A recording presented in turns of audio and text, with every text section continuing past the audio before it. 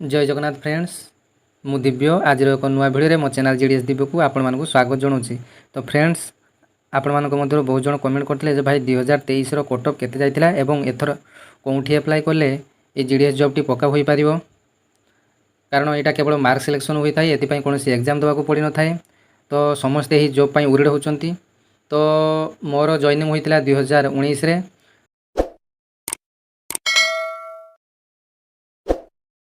तो मु केमिति एप्लाय करथि जहाँफल मोर जॉब टी हो पारा। तो आपण मानक किसी टिप्स देवी।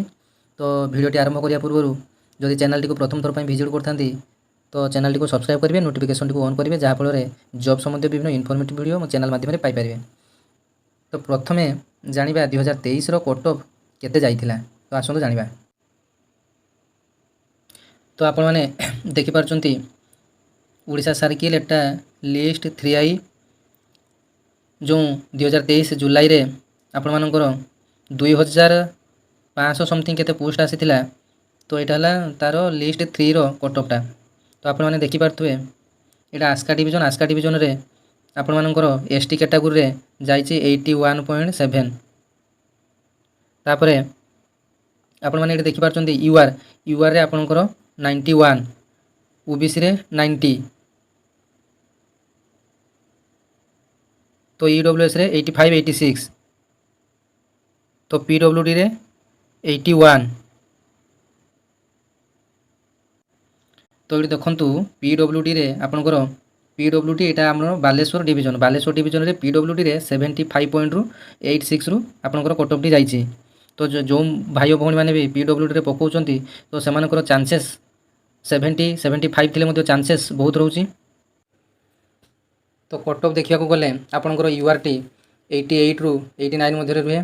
तो ओबीसी रे सेमिति कटअफ देखिया पई गले 87 रु 88 एवं एससी रे 85 रु 86 कटअफ जाउछि एवं एसटी रे 83 84 एमिति लोएस्ट कटअफ जाउछि। तो ईडब्ल्यूएस रे आपनकर 84 85 कटअफ टी रहउछि। तो पीडब्ल्यूडी रे आपनकर 70 किमा 75% थिले आपनकर होई पारिबो। तो आपण मानकर जदि 90 ऊपर रहउछि तो आपण माने निज होम डिवीजन रे पकांतु, नचेत आपण पाखापाखी डिवीजन रे पकांतु। तो आपनकर जदि 85 रु 90 मध्ये रे अछि ताले आपण जोंटी अधिक वैकेंसी देखुचंती कोरापुट, कलाहांडी, हमर ढेंकानाळ ए सब जगह रे अप्लाई करंतु।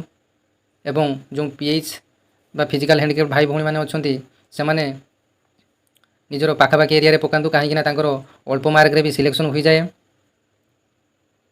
तो ये पीएच भाई माने निजे डिस्ट्रिक्ट रे पकाय पई चेष्टा करंतु, नचेत निजर पाख डिस्ट्रिक्ट रे जोंटी तांकर कैटेगरी वाइज अनुसार अधिक वैकेंसी थिबो सेटारे अप्लाई करे पई चेष्टा करंतु। तो एठारे आउ गुटे गुरुत्वपूर्ण इंपोर्टेंट कथा कहया पई चाहूची, मन दे समस्त सुनिबे। तो 2019 रे मु जत्तेबेले अप्लाई करथिली सेतेबेले ऑल ओडिशा डिवीजन रे आमे माने अप्लाई करि पारुथले एवं सर्वाधिक 20 टी ऑप्शन देई होतला। तो 2022 परटू एटा क्राइटेरिया चेंज कर देले, सरकार चेंज कर दैचंती जहाँ फल कि जो कैंडिडेट माने केवल गोटे डिवीजन रे निजर कैटेगरी वाइज अनुसार जेतुटी पोस्ट थिबो तो सेतुटी जाकर अप्लाई करि पारिबे।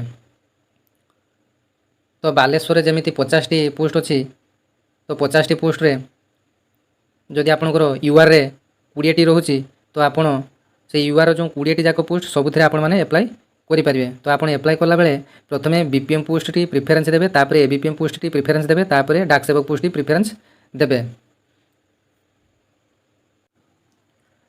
तो तापरे वैकेंसी देखिबा, वैकेंसी सबुठारु अधिक बाहरी थिबा डिवीजन मध्ये रे कोरापुट रहिछि, कोलाहांडी रहिछि एवं ढेंकानाळ रहिछि। तो ये सब डिवीजन गुडा करे 200 रु अधिक वैकेंसी रहिछि। तो समस्त पिला माने एठारे अप्लाई करिया पई चेष्टा करिवे। तो आपण मानक बुद्धिमानर काम हबो। तो आपण माने जोंटी समस्त अप्लाई करछन आपण माने भी अप्लाई करिवे। तो काहार हबो नाही। तो आपण माने एटी गुटे काम करिवे ना कोन करिवे ना आपनकर कैटेगरी वाइज अनुसार कोन डिवीजन रे केतुरी पोस्ट अछि ता गुटे खातारे लिखि देबे। तापरे आपनकू जोंटी भलो लागिवो जे कोरापुट हो कि कलाहांडी हो कि ढेंकानाळ हो ता मध्यरु गुटे चूज करी आपण माने अप्लाई करिवे। तो कलाहांडी एवं कोरापुट रे अधिकांश पिला पकाय पई चेष्टा करछन्ती। तो आपण माने ढेंकानाळ किंबा अन्य जे कोनोसी अल्प पोस्ट थिबा आपनकर कैटेगरी वाइज अनुसार अल्प पोस्ट थिबा डिवीजन रे आपण माने पकाय पई चेष्टा करिवे। कारण ना अधिक वैकेंसी थिबा जगह रे अधिक पिला पकेइबे जहाँ फल कि सेठी हाई कटअफ जीव। आपण माने जो भाबुचंती कोरापुट कलाहांडी रे अल्प कटअफ जीव संपूर्ण भूल कथा। जो माने 85 रु 92 मध्ये रखिथिबे से माने ସବୁ କଳାହାଣ୍ଡି ଏବଂ କୋରାପୁଟ କିମ୍ବା ସେ ଢେଙ୍କାନାଳ ଏରିଆରେ ପକାଇବା ପାଇଁ ଚେଷ୍ଟା କରନ୍ତି। ତ ଏଇଟା ଗୋଟେ ନିଛକ ସତ କଥା। ତ କିଛି ଭାଇଙ୍କର ଡାଉଟ୍ ଥିଲା ଯେ କମ୍ପ୍ୟୁଟର ସାର୍ଟିଫିକେଟ୍ ମୋ ପାଖରେ ନାହିଁ, ମୁଁ ଆପ୍ଲାଏ କରିବି, ଯଦି ମୋର ହେଇଗଲା ତ କମ୍ପ୍ୟୁଟର ସାର୍ଟିଫିକେଟ୍, ତ କମ୍ପ୍ୟୁଟର ସାର୍ଟିଫିକେଟ୍ ଆପଣଙ୍କର ହୋଇଗଲା ପରେ ଆବଶ୍ୟକ। ତ କମ୍ପ୍ୟୁଟର ସାର୍ଟିଫିକେଟ୍ ଆପଣ 2 ମାସିଆ କି 3 ମାସିଆ କୋର୍ସ କରି ଆପଣମାନେ କମ୍ପ୍ୟୁଟର ସାର୍ଟିଫିକେଟ୍ ନିକଟସ୍ଥ ସେଣ୍ଟରରୁ ପାଇପାରିବେ। ତ କମ୍ପ୍ୟୁଟର ସାର୍ଟିଫିକେଟ୍ର କୌଣସି ଇସ୍ୟୁ ନାହିଁ। ବର୍ତ୍ତମାନ ଆପ୍ଲାଏ କରିବା ପାଇଁ କୌଣସି ସାର୍ଟିଫିକେଟ୍ ଆବଶ୍ୟକତା ନାହିଁ। ତ ଆପଣ ଯଦି ସର୍ଟ ଲିଷ୍ଟେଡ୍ ହେଉଛନ୍ତି ତ ଆପଣଙ୍କର ଡକ୍ୟୁମେଣ୍ଟ ଭେରିଫିକେସନ୍ ବେଳେ କେବଳ ସାର୍ଟିଫିକେଟ୍ କେବଳ ଦେଖିବେ। ତ ଯେଉଁମାନେ ବି ଆପ୍ଲାଏ କରିନ ତ ଆପ୍ଲାଏ କରିଦିଅନ୍ତୁ। 5 ତାରିଖ ୟାର ଲାଷ୍ଟ ଡେଟ୍ ରହୁଛି 5 ଅଗଷ୍ଟ 2024। ତ ଆପ୍ଲାଏ କରିବାର ଶେଷ ତାରିଖର 2 ଦିନ ପୂର୍ବରୁ କରିନିଅନ୍ତୁ, କାରଣ ସର୍ଭର ବହୁତ ପ୍ରୋବ୍ଲେମ୍ ରୁହେ। ତ ଆପଣ 3 ତାରିଖ ସୁଦ୍ଧା ଆପ୍ଲାଏ କରିଦିଅନ୍ତୁ। ତ ଆପ୍ଲାଏ କରିବାର 1 ମାସ ମଧ୍ୟରେ ଏହାର ରେଜଲ୍ଟଟି ଆସିଯିବ। ତ ରେଜଲ୍ଟଟି କେମିତି ଦେଖିବା ୟା ପରେ ଆଉ ଏକ ଭିଡ଼ିଓ ତିଆରି କରିବା। ତ ଏଇ ଜିଡ଼ିଏସ୍ ଜବ୍ରେ ମାତ୍ର 3 ଘଣ୍ଟା କିମ୍ବା 4 ଘଣ୍ଟାର କାମ ଥାଏ। ତ ଆପଣମାନେ ଡିଷ୍ଟାନ୍ସରେ ଯେଉଁମାନେ +3 କରିନଥିବେ ତ +3 କରିପାରିବେ, ଅନ୍ୟାନ୍ୟ ଜବ୍ ପାଇଁ ପ୍ରିପାରେସନ୍ ମଧ୍ୟ ହୋଇପାରିବେ। ତ ଆପଣମାନେ ଜବ୍ କରିବା ମାନେ ତ ଏଠାରେ ଟାର୍ଗେଟ୍ ରହିଛି। ତ ଆକାଉଣ୍ଟ ଖୋଲିବା ପାଇଁ ଟାର୍ଗେଟ୍ ଦିଆଯାଏ। ତ ବିଭିନ୍ନ ସେଣ୍ଟ୍ରାଲ୍ ଗଭର୍ଣ୍ଣମେଣ୍ଟଙ୍କର ବିଭିନ୍ନ ସ୍କିମ୍ର ଯେଉଁ ପ୍ରଚାର ପ୍ରସାର କରିବା ପାଇଁ ପଡ଼ିଥାଏ। ଏବଂ ଆଉ ଯେଉଁ ରହିଲା 1,00,000 ଟଙ୍କାର ଯେଉଁ ସିକ୍ୟୁରିଟି ବଣ୍ଡ, ଏଥିରେ 1,00,000 ଟଙ୍କାରେ କୌଣସି ସିକ୍ୟୁରିଟି ବଣ୍ଡ ନିଆଯାଏ ନାହିଁ। ତ ଆପଣମାନେ ସର୍ଟ ଲିଷ୍ଟେଡ୍ ହୋଇସାରିଲା ପରେ ଆପଣମାନେ ଯେଉଁ ଡକ୍ୟୁମେଣ୍ଟ ଭେରିଫିକେସନ୍ ପାଇଁ ଆସିବେ ସେଠାରେ ସମସ୍ତ ଡିଟେଲ୍ ପ୍ରୋସେସ୍ ଆପଣମାନଙ୍କୁ ଯେଉଁ ଭେରିଫିକେସନ୍ ପ୍ରୋସେସ୍ ବେଳେ ଯେଉଁ ଅଥରିଟି ଥିବେ ଆପଣମାନଙ୍କୁ ସେଠାରେ ଡିଟେଲ୍ସ କହିଦେବେ ଯେ ଆପଣ ଗୋଟେ ଏଫିଡେଭିଟ୍ ଫର୍ମାଟ୍ରେ ନିଜର ଏକ ଡିକ୍ଲାରେସନ୍ ଦେବେ।